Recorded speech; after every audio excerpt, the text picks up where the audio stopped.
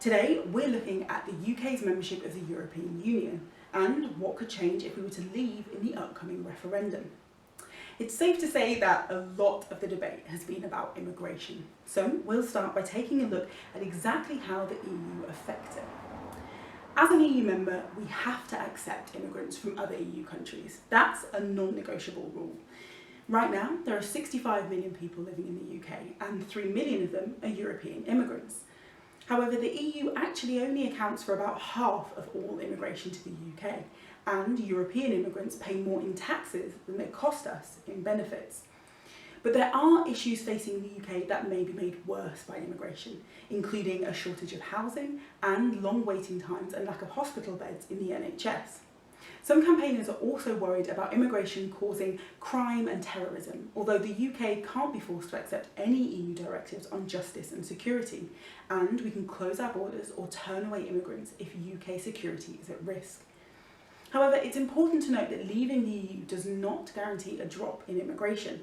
We'd probably have to agree to some kind of free movement as part of a trade package. Next up, how much does the EU cost us? Well, you've probably heard the claim that we spend £350 million on the EU each week, but that just isn't true. If you include the discount we get from rebates, it takes it down to about £276 million.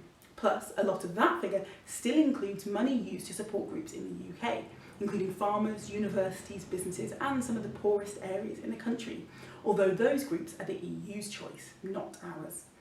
The Institute for Fiscal Studies said that once this spending is taken out, the figure could be around £110 million a week. To give that some context, we spend £2 billion a week on the NHS. So if we voted out, would we save £110 million a week? Unfortunately, the answer isn't clear, as we have to spend a significant amount to trade with European countries. They make up almost half of our exports. Lastly, onto sovereignty, or the UK's ability to make its own laws. As a member of the EU, we have to abide by EU regulations.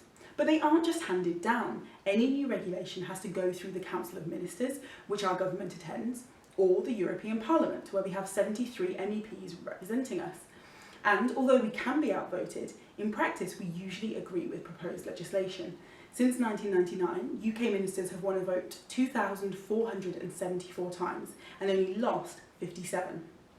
Well, that's all we have time for this episode. If you've got a question you'd like answered, you can tweet us at 3minutepolitics, or you can email us at hello@3minutepolitics.com, and don't forget to subscribe. I'll see you next week.